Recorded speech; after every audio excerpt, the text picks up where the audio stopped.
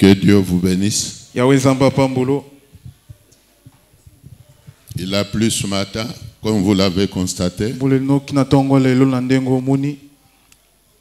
C'est ce qui explique même l'absence de plusieurs d'entre nous. Mais moi, je ne leur donne pas raison. Quand on a la volonté de faire quelque chose, on l'a fait malgré tout. Quand on a besoin de Dieu, on vient dans sa présence à tout prix. Même sous le soleil, même sous la pluie, quand la volonté est là de venir devant Dieu, plus rien ne peut nous empêcher de venir adorer Dieu. La preuve, c'est que toi tu es là, puisque tu as eu la volonté de venir. C'est comme s'ils attendaient qu'il y ait eu pluie pour qu'ils aient la raison à brandir. Mais toi au moins tu es là. Que mon Dieu te bénisse. Tu as prouvé que tu aimes Dieu. Moi-même, je suis entré ici sous la pluie. Je pouvais me dire que je reste à la maison jusqu'à ce que la pluie va cesser. Mais je me suis encouragé. Je me suis dit que je vienne. Et pendant que je venais là, j'ai vu des mamans entrer sous la pluie. Et là où j'étais, je me suis dit que Dieu les bénisse. Acclamez d'abord pour vous-même.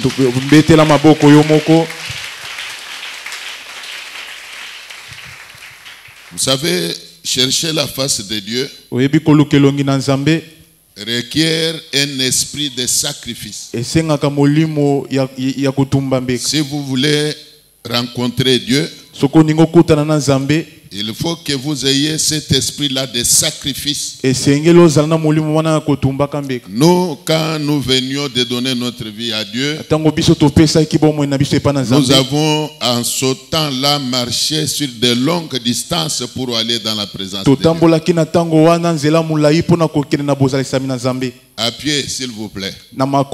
Je me souviens une fois, j'habitais Ngaba vers la route Kianza là-bas. Alors qu'il était par moment demandé d'aller à la veillée à Livoulou. J'y allais à pied.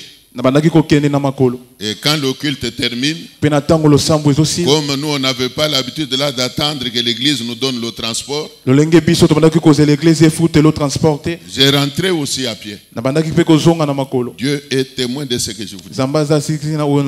Calculez cette distance là, aller à Livoulou à pied, rentrer à pied. Donc si on n'avait pas cet esprit-là de sacrifice, ça ne pouvait pas être possible. Mais aujourd'hui, il y a des chrétiens qui n'aiment pas se sacrifier pour Dieu. Quand il fait chaud, il ne peut pas sortir sous le soleil pour venir prier. Quand il pleut, pour lui, c'est une raison valable pour laquelle il ne peut pas venir à l'église. Non, moi je vous dis que ce n'est pas correct. Que Dieu vous bénisse.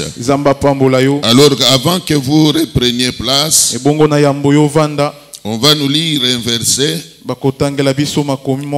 dans 1 Jean chapitre 3. 1 Jean chapitre 3. 8e verset. Celui qui pêche est du diable. Car le diable pêche dès le commencement. Le Fils de Dieu a apparu afin de détruire les œuvres du diable.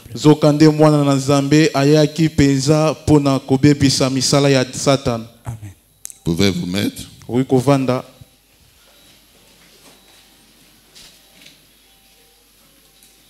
Acclamez la parole de Dieu.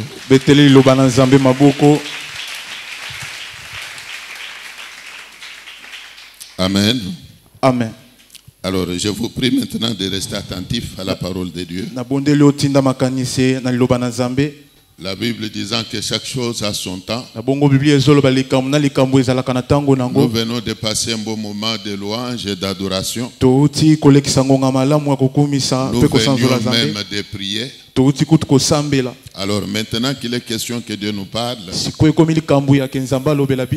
j'ai pris à tout un chacun de rester attentif à la parole de Dieu. Amen. Amen.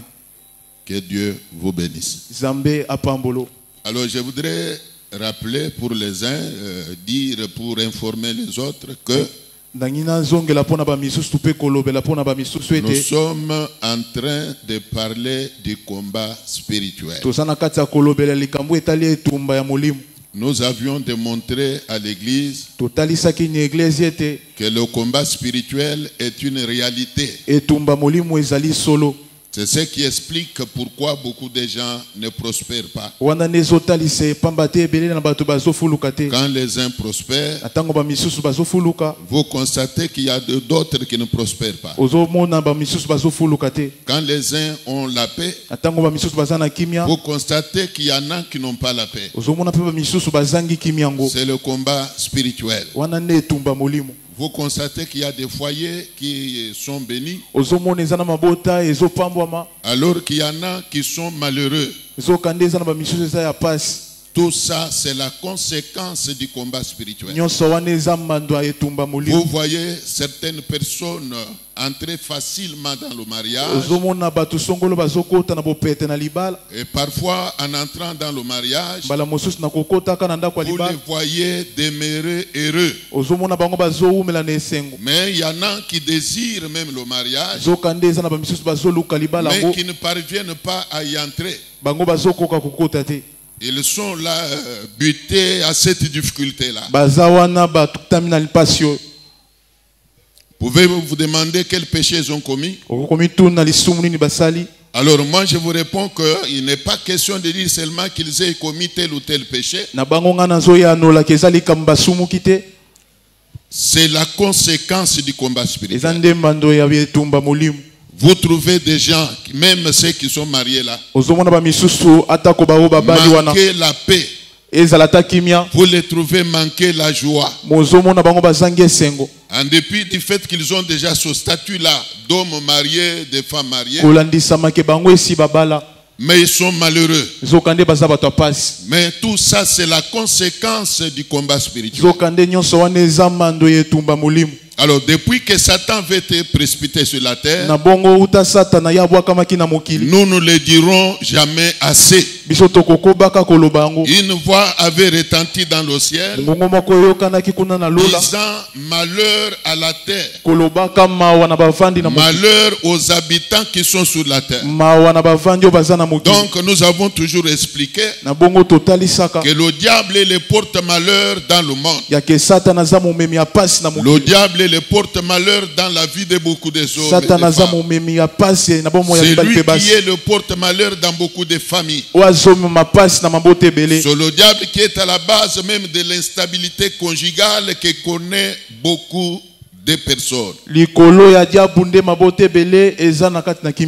Tout le monde qui ne prospère pas là n'est que victime d'un envoûtement quelque part. Alors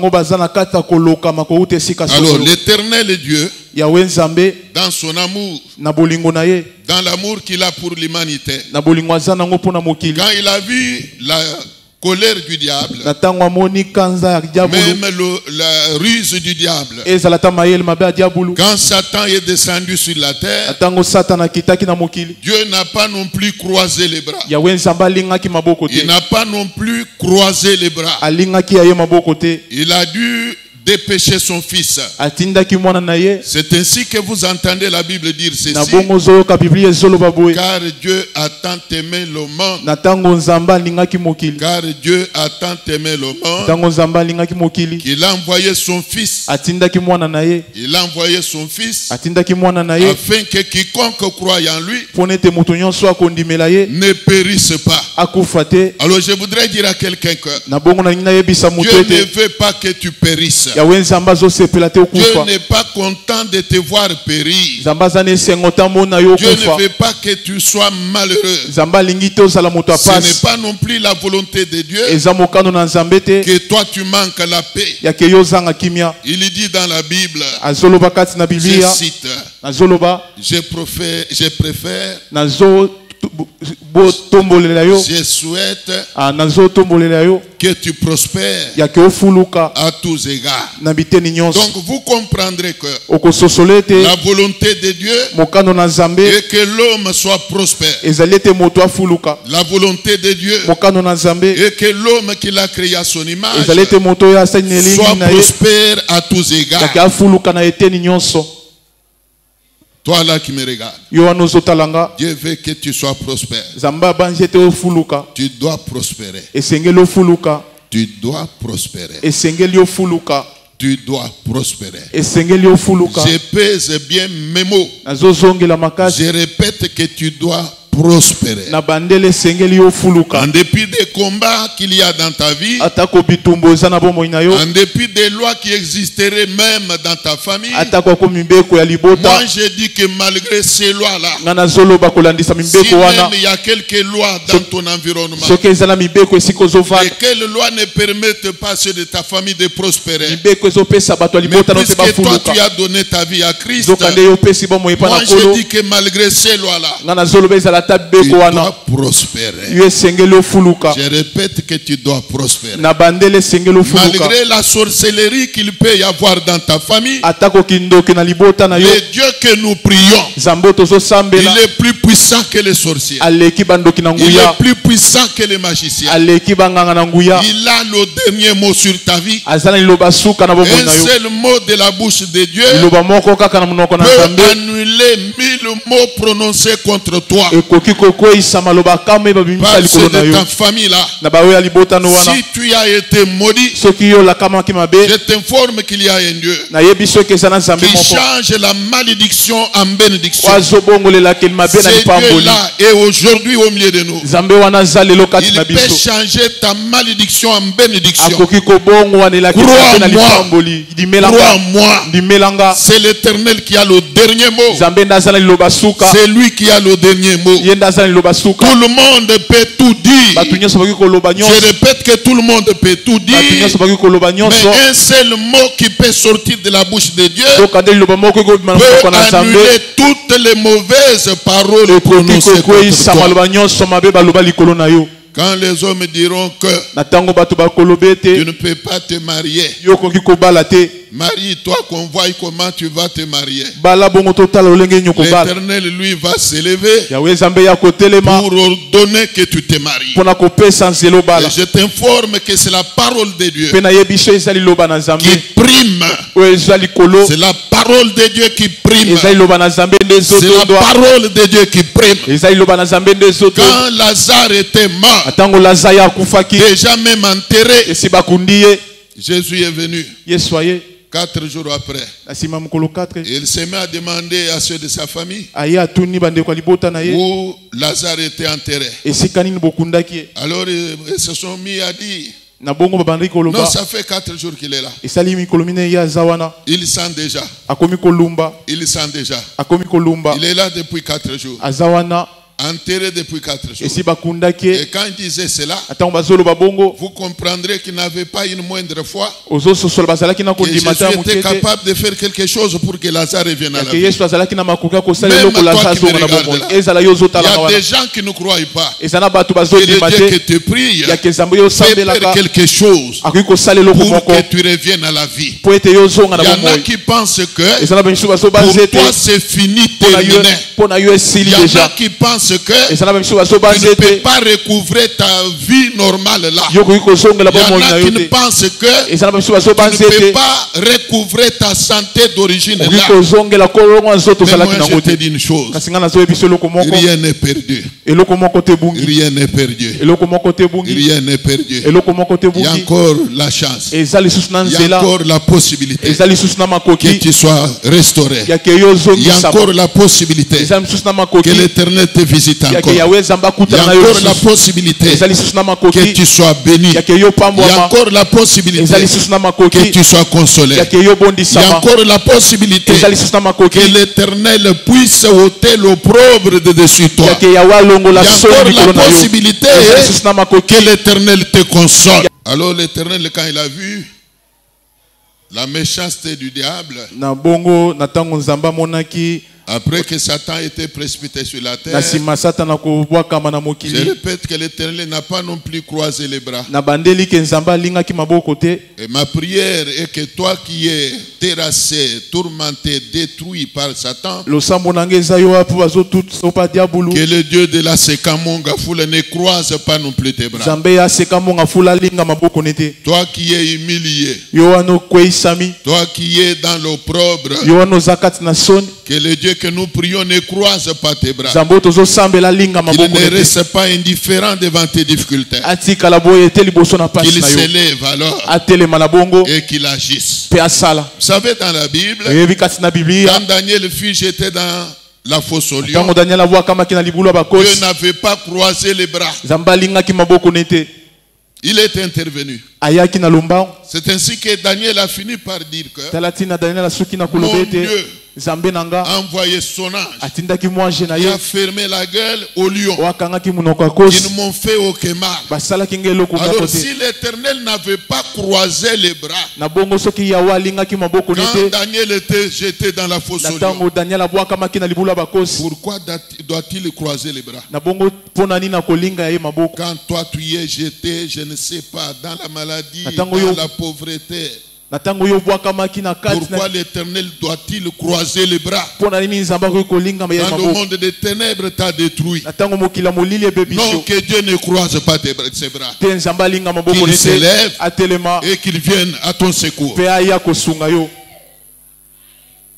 Même au temps de Méchak avec ses frères, la Bible dit qu'ils furent jetés dans la fournaise ardente. Est-ce que Dieu avait croisé les bras? Ils y étaient jetés à combien? À combien était-il? Et en fin de compte, on a constaté qu'ils étaient devenus à combien? Le quatrième là, c'était l'ange de Dieu. Dieu n'avait pas non plus croisé les bras. Il avait volé à leur secours. Il les avait suivis même dans la fournaise ardente. Tu as des problèmes, je ne sais de quelle qualité. J'ai dit ceci, pourquoi Dieu doit-il croiser les bras? Tu as des sérieux problèmes. Tu n'as pas la paix. Il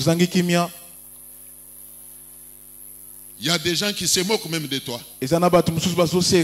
Mais tu es chrétien. Mais pourquoi Dieu doit-il croiser les bras? Voilà ma question. Mais moi je dis que l'Éternel ne croise pas les bras. Comme il avait sorti les Shadrach de la fournaise ardente, qu'il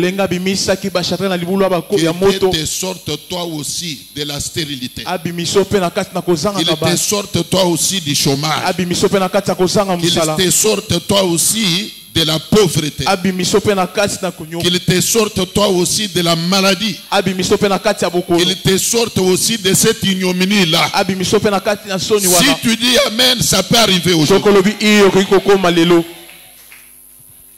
Que Dieu vous bénisse. Alors Jésus est venu. Et quand il est venu dans le monde, pendant qu'il parlait aux Juifs, un jour il leur dit que vous connaîtrez la vérité. Et la vérité fera quoi? La vérité vous affranchira. On ne peut pas parler de l'affranchissement à quelqu'un qui est libre. Mais les Juifs ne comprenaient rien de tout cela. Mais il lui réplique en disant ceci. Mais comment tu nous parles d'être affranchi? Nous qui nous sommes esclaves de personnes. Nous sommes fils et filles d'Abraham. Nous n'avons jamais été esclaves de qui que ce soit. Mais comment tu nous parles d'être affranchi? Ils ne comprenaient pas. Ils ne comprenaient pas. Alors il y a beaucoup de chrétiens même aujourd'hui qui ne comprennent pas qu'ils ont besoin de la délivrance. Vous les voyez sombrer dans les ténèbres. Ils demeurent dans les ténèbres. Ils demeurent dans telle ou telle difficulté. Alors, tellement que ces difficultés-là ont perduré. Alors ils commencent à les normaliser. Ils trouvent que c'est normal. Ils sont déjà habitués avec leur vie là de malheur, malheureuse. Alors ils n'ont pas besoin de la délivrance. Les Juifs aussi, en ces temps-là, ils ne comprenaient pas. Alors ils disent à Christ, mais tu nous parles de l'affranchissement. Nous qui sommes fils et filles d'Abraham, nous n'avons jamais été esclaves de qui que ce soit. Fils d'Abraham. Alors que dans la Bible ici, la Bible parle d'une femme qui était aussi, elle aussi, fille d'Abraham. Mais que Satan tenait lié depuis 18 ans. Fille d'Abraham. Jésus l'avait trouvé dans le temple. Malheureusement, la Bible ne nous dit pas depuis combien de temps il venait et il fréquentait ce temple-là. Mais néanmoins, la Bible nous dit que Jésus l'avait trouvé dans le temple. C'est comme tu es là, tu as l'habitude de fréquenter cette église. Le fait de fréquenter une église ne suppose pas que on est déjà délivré. On a déjà reçu la délivrance totale. Puisqu'on est devenu membre de l'église, on n'a pas besoin de la délivrance. Puisque tu peux être même déjà au service de Dieu. Mais toi-même, ta vie liée quelque part. Toi-même, une certaine dimension de ta vie ligotée quelque part. Servir Dieu, c'est une chose. Mais être délivré en est une autre. Il a dit Amen. Écoutez. Alors la Bible dit ceci. Christ a paru afin de détruire les œuvres du diable. La Bible parle des œuvres du diable. Alors Dieu ne peut pas non plus parler des œuvres du diable si les œuvres du diable n'existaient pas. Je vous apprends que les œuvres du diable existent. Les œuvres du diable existent. Comme je venais d'expliquer là. Dans certains milieux, quand vous y entrez, vous n'avez pas besoin d'une prophétie.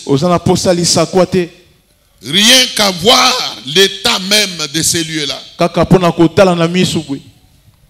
Si vous avez le discernement, vous pouvez facilement voir que le diable est passé par ici. Le diable a sa demeure en ces lieux. Il y a même certains foyers. Quand vous les visitez, vous n'avez pas besoin d'être prophète pour voir que Satan a son siège dans cette maison. Il y a même certaines personnes, quand ils paraissent devant vous, rien qu'à les voir, vous n'avez pas besoin d'être prophète pour voir que la vie de cet homme, la vie de cette femme est entre les mains du diable. Les œuvres du diable. Alors je voudrais vous faire voir que ce que Satan a détruit, Dieu est là. Dieu est là. Même ce matin, il est là. Pour restaurer ce que Satan détruit. Ce que Satan a ravi, l'Éternel est là.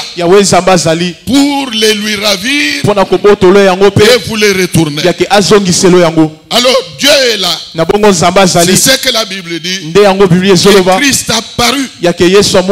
Quand Jésus est venu dans ce monde, il est venu de la même manière que viennent les hommes dans ce monde. Et quand il est venu, comme je venais de vous le dire, un jour il a dit encore aux Juifs que si le Fils vous affranchit, vous serez réellement libre. Si le Fils vous affranchit, vous serez réellement libre. Alors quand il dit d'être réellement libre, il faisait allusion à la fausse liberté. Il faisait allusion à la fausse liberté. Autrement dit, je peux dire qu'il faisait allusion à la fausse délivrance. Et eux ne comprenaient pas. Ils continuaient à brandir le fait qu'ils étaient fils et filles d'Abraham. Alors que Jésus leur disait que si moi qui vous parle là, si alors vous me permettez d'entrer dans votre vie, vous deviendrez réellement libre. Donc il voulait leur faire voir qu'ils n'étaient pas réellement libres. Beaucoup de chrétiens ne sont pas réellement libres. Beaucoup de chrétiens ne sont pas réellement libres. Quand vous les voyez prospérer dans un domaine, mais dans d'autres domaines, le diable a la même mise sur leur vie. Le diable a la même mise sur leur vie. Même toi qui me regardes là, si tu raisonnes bien, si tu fais ce que je peux appeler l'introspection, un examen de conscience approfondi, tu vas vite te rendre compte que dans tel ou tel domaine de ta vie, le diable a la même mise. Le diable a la même mise. C'est ce qui fait que tu as beaucoup de difficultés là. Et Dieu qui ne veut pas que tu sois malheureux a envoyé son Fils rien que pour que tu recouvres la liberté, pour que tu puisses être libéré des chaînes du diable. Des chaînes du diable.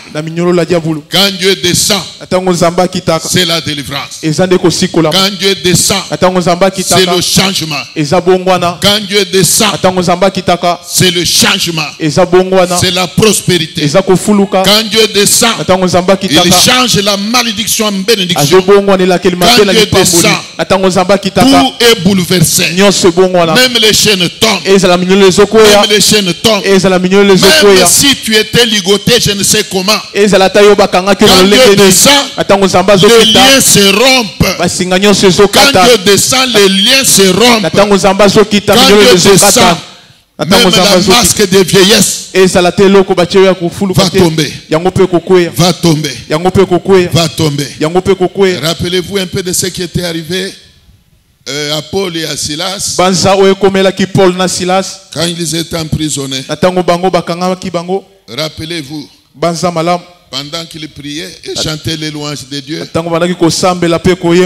Bible dit ceci: les portes de la prison qui étaient hermétiquement fermées s'ouvrirent d'elles-mêmes, et les liens de tous les prisonniers tombèrent. Alors qu'il n'y avait personne qui avait ouvert les portes de la prison. Personne n'était venu pour délier les prisonniers.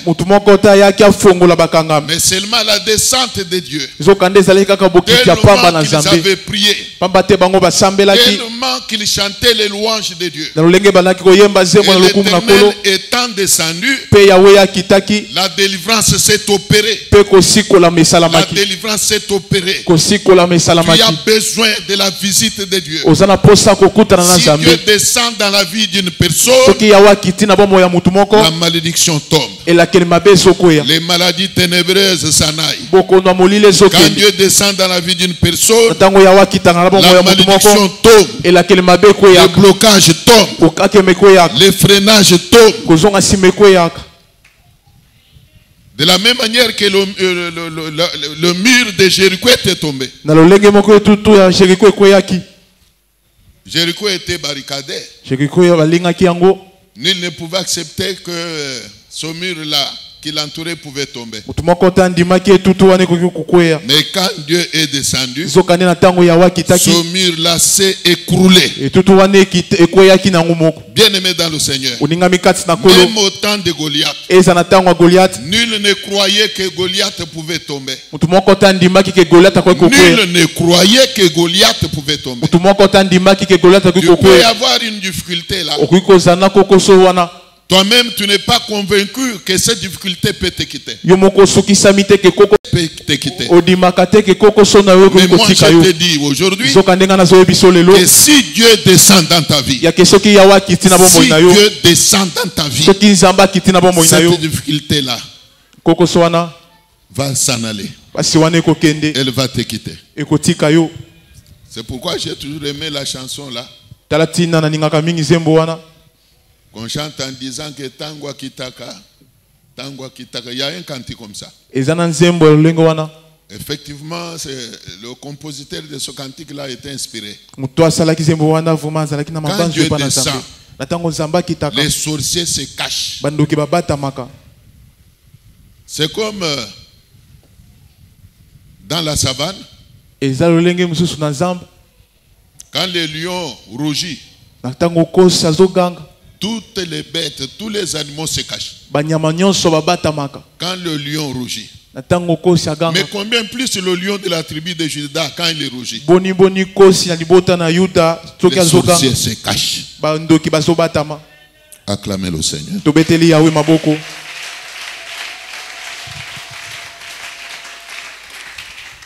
Qu'on nous lise Matthieu chapitre 15, 13e verset. 13e verset. Il répondit: toute plante que n'a pas planté mon Père céleste sera déracinée. Amen. Toute plante que n'a pas planté mon Père céleste sera comment? J'aime bien vous entendre répondre. Il dit toute plante que n'a pas planté mon Père céleste sera. Je voudrais, avant de continuer, vous poser une petite question. À la lumière de ce que Jésus avait dit là. Quand une plante n'est pas plantée par Dieu, elle peut être plantée par qui? Par qui? Par qui? Donc Jésus disait que toute plante que Satan plantait sera.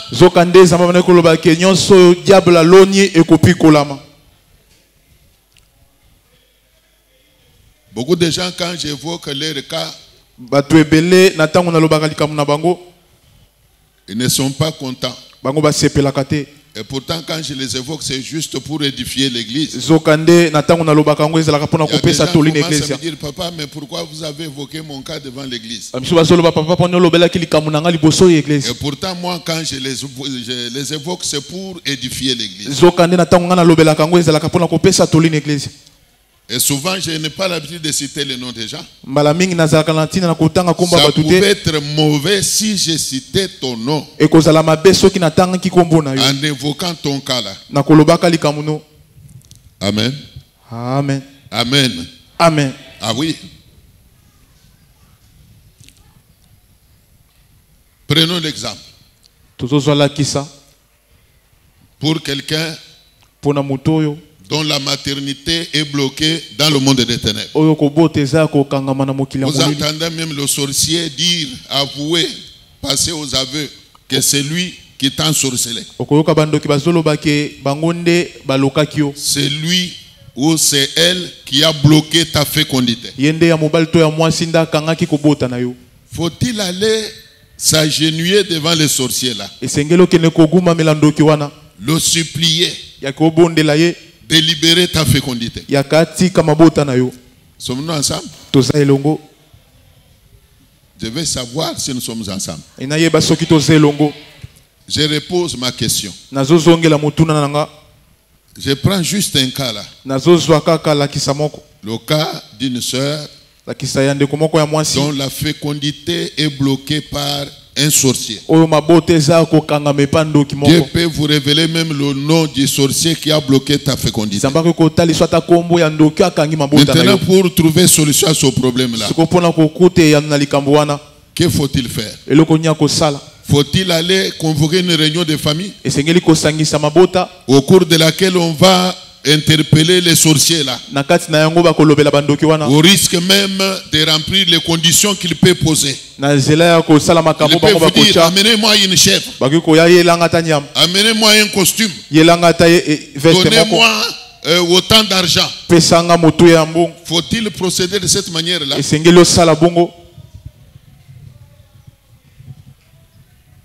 Moi je dis non. Non avec les lettres en majuscule. Je dis non. Si le sorcier t'a envoûté, ce qu'il a bloqué là, au-dessus de lui, il y a un Dieu plus puissant que lui. Il faut faire intervenir ces dieux-là, qui est plus puissant que lui. Prenons un petit exemple terre à terre. Un voisin se lève le matin, il vient te voir, il commence à te dire ceci: ton véhicule là m'appartient, je dois le prendre. Tu vas faire quoi? Tu vas les supplier? Tu vas faire quoi? Ne vas-tu pas faire intervenir l'État? Pourquoi il y a la police? Pourquoi il y a les tribunaux? Pourquoi il y a le parquet? Pourquoi il y a même des avocats appelés à dire le droit? Il faut savoir prendre le taureau par ses cornes. Alors nous disons que la Bible a raison quand elle dit que c'est que Dieu n'a pas planté, c'est que Satan a planté. Dieu est là pour le déraciner. On a semé en toi la pauvreté. Il y a un Dieu pour déraciner la pauvreté de ta vie et te rendre riche. Ce Dieu-là existe. Comme nous parlions de la fécondité, bien-aimé, c'est parfois avec froid au cœur que je peux le dire, que beaucoup de gens manquent la foi. Beaucoup de gens manquent la foi. C'est ce qui fait que par voie de conséquence, ils ne parviennent pas à vivre la main puissante de Dieu. Permettez-moi de vous dire que l'Éternel est capable de tout faire. Ce que le diable a détruit, si Dieu se lève, il va le restaurer. Il va le restaurer. Peu importe le temps que ton cas peut avoir duré, peu importe le temps que ton cas peut avoir duré, si Dieu se lève, je répète encore, ton cas sera résolu. Ton cas sera résolu. Bien-aimé dans le Seigneur, même si tu es ensorcelé par le chef de ton village, même si tu es ensorcelé par ton père propre, il y a un Père céleste. Il est plus puissant que ton père biologique. Ce que ton père biologique a détruit dans ta vie, l'Éternel peut le détruire aussi. Alors la semaine que nous commençons sera consacrée à la destruction des œuvres du diable. C'est une semaine au cours de laquelle nous allons nous lever pour que l'Éternel intervienne dans nos vies afin de détruire toutes les œuvres du diable. Les maladies diaboliques vont partir. Les maladies diaboliques vont partir. Tout ce qu'on a semé à toi là, par les sorciers de ta famille, l'Éternel le fera partir. Ce sera une semaine de restauration. Ce sera une semaine de restauration. Crois-moi, bien-aimé. Crois-moi. Il y a un Dieu quelque part.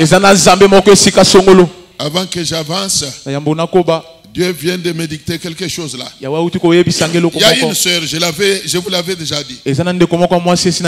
Au cours d'une nuit, pendant qu'elle dormait là, elle fait un rêve. Et dans son rêve, elle voit un vieux papa du quartier venir avec un bâton là. Il est venu lui donner le coup de bâton au niveau des hanches. Elle est tombée par terre. Et quand elle est tombée, elle s'est même réveillée là.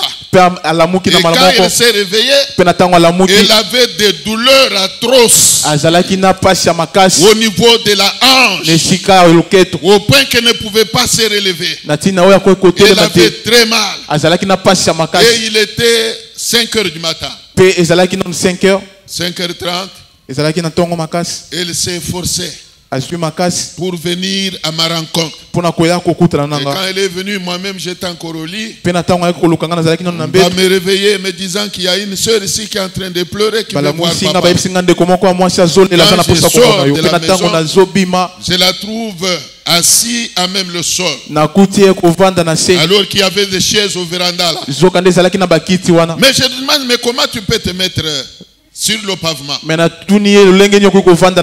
Elle commence à pleurer, me disant qu'elle avait très mal. Quand je m'approche, elle me raconte son songe. Directement, je me suis mis à prier pour elle. Et pendant que j'ai prié là, les démons ont commencé à l'agiter jusqu'à l'écrouler par terre. Et après cette prière, tout était devenu normal. Tout était devenu normal. Alors je peux vous demander, c'était quelle douleur? Donc c'était une attaque diabolique. C'était une attaque diabolique. C'était une attaque diabolique. Bien-aimé dans le Seigneur, sachez-le, l'Éternel est vivant. Il est vivant. Il est vivant. Même aujourd'hui, Dieu n'a pas changé. Ce qu'il a fait le temps passé, il peut le faire encore aujourd'hui. Nous avons un Dieu. Nous devons même être fiers d'être enfants de Dieu. Puisque le Dieu que nous prions est plus puissant que ceux qui nous font la guerre. Il est plus puissant que ceux qui nous jalousent. Il est plus puissant que les sorciers. Je vous ai toujours dit que quand bien même la Bible dit que Satan rôde comme un lion, alors sachez qu'il n'y a pas que le diable qui rôde, mais l'Éternel rôde aussi. Satan lui rôde cherchant qui dévorait. Mais notre Dieu rôde cherchant qui bénit. L'Éternel rôde cherchant qui secourit. Alors je vous informe que l'Éternel est vivant. Au cours de la semaine qui commence, nous allons nous atteler à prier Dieu. Et comme Dieu utilise toujours les hommes, j'ai la ferme conviction que l'Éternel va nous utiliser pour ton bien. Pour ton bien. Pour le bien de ceux de ta famille. La semaine qui commence sera une semaine de visitation divine. Tout ce que le diable a semé, croyez-moi, l'Éternel va le déraciner. Les démons partiront d'eux-mêmes. Les démons partiront d'eux-mêmes. Les maladies ténébreuses partiront d'elles-mêmes. Tout ce que le diable a détruit, l'Éternel va les restaurer. L'Éternel va les restaurer. Tout ce qu'on t'a ravi là, comme au temps de Joseph, lui qui avait une tunique de plusieurs couleurs, laquelle tunique lui était ravie par ses frères. Rappelez-vous, je vous avais dit que cette tunique-là, c'était la gloire que Joseph revêtait. Mais ses frères qui lui faisaient la guerre lui avaient dépouillé de cette tunique-là. Alors toi qui es dépouillé de ta véritable vie, toi qui es dépouillé de ta véritable santé, toi qui es dépouillé de ta véritable vie, crois-moi, l'Éternel va te visiter. Et lorsqu'il va te visiter, tout sera restauré. Tout sera restauré. Tout sera restauré. Même Job que le diable avait visité avait vu la main de Dieu. Toi aussi tu verras la main de Dieu. Tu verras la main de Dieu. Dis un peu à ta voisine là. Dis à ton voisin là. Je verrai la main de mon Dieu. Je verrai la main de mon Dieu. Dis-le lui à haute voix. Que moi que tu vois là, je verrai la main de mon Dieu. Je verrai la main de mon Dieu. Je verrai la main de mon Dieu. Que le ciel l'entend. Que la terre l'entend. Que ceux qui passent dans la rue l'entendent. Même moi qui te parle là, j'ai la ferme conviction que je verrai la main de mon Dieu. Je verrai la main de mon Dieu. Je verrai alors la main de mon Dieu. Malgré les lois, malgré les ennemis, malgré les combats, malgré tout ce qui m'arrive, je verrai la main de mon Dieu. Je ferme ma Bible.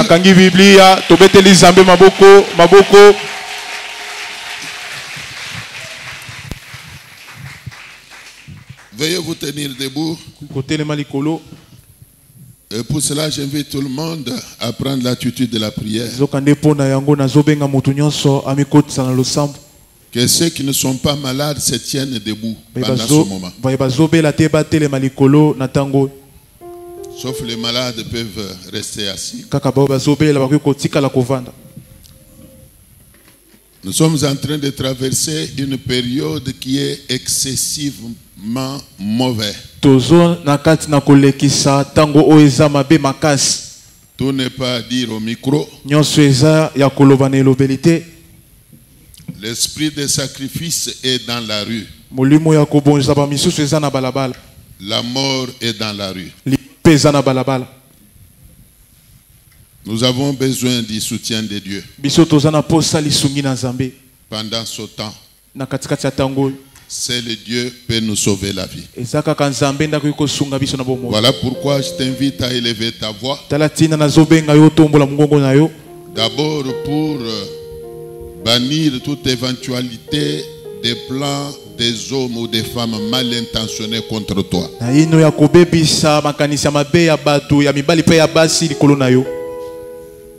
Il peut y avoir quelques personnes, parfois dans ta famille, dans ton quartier, là où tu travailles, qui seraient mal intentionnés contre toi. Dans leur plan, ils veulent t'éliminer, par exemple, en utilisant peut-être le poison. Ils veulent t'assassiner. en utilisant même les bandits. C'est une période pendant laquelle même les sorciers aiment beaucoup œuvrer. Voilà pourquoi je voudrais que tu saisisses cette occasion pour faire cette prière. Vous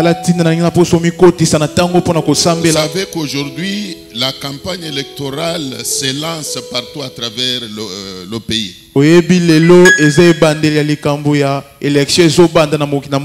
même les candidats, que ce soit à la présidentielle, que ce soit à la députation,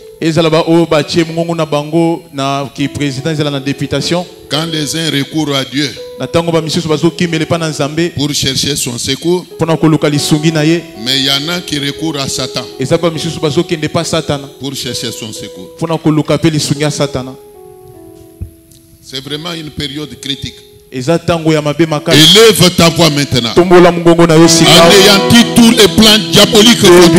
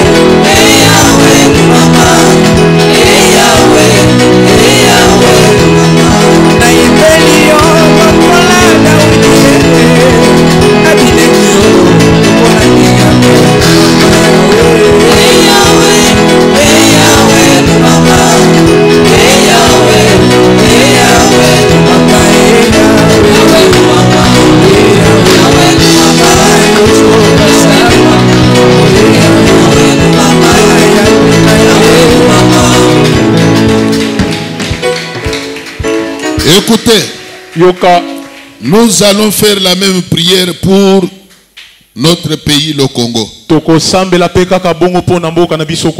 les plans des magiciens, tous les plans des sorciers, tous les plans diaboliques contre le Congo, prions, bannissons-les, bannissons-les. Mabongisa bandoki, mabongisa ba sataniste, pona mboka oyo, ebebisama. Au nom de Jésus.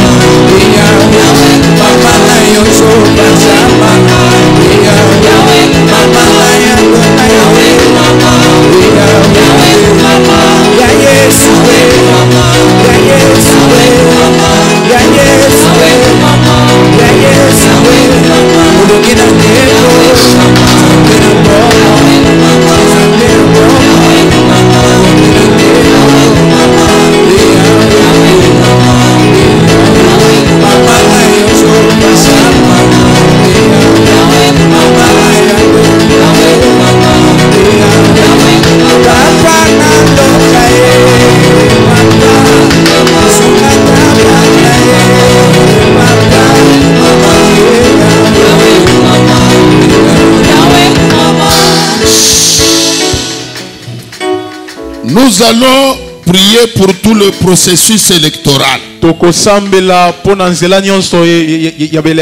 Que l'Éternel fasse que tout se déroule dans la paix.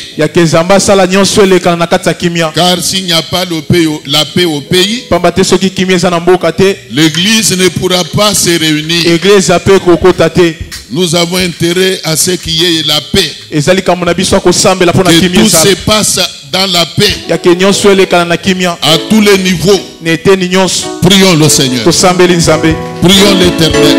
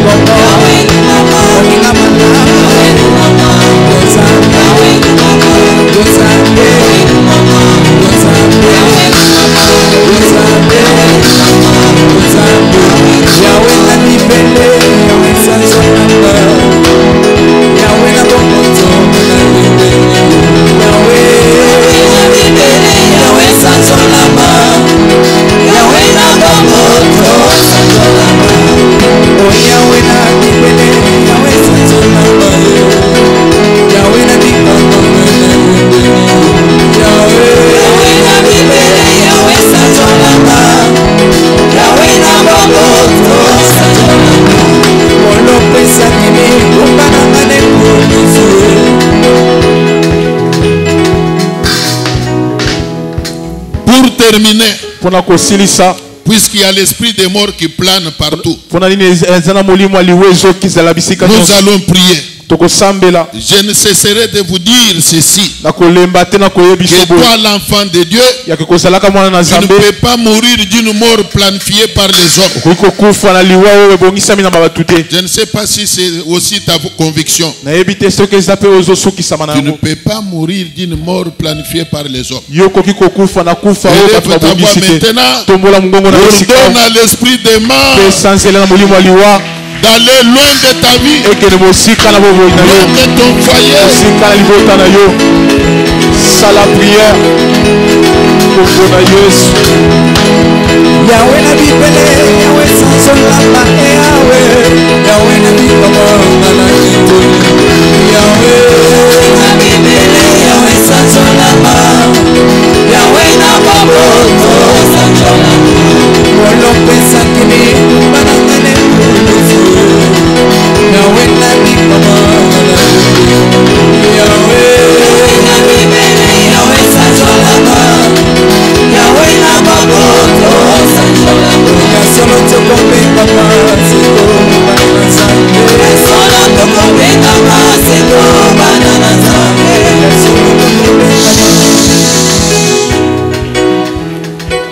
Pouvez reprendre vos places.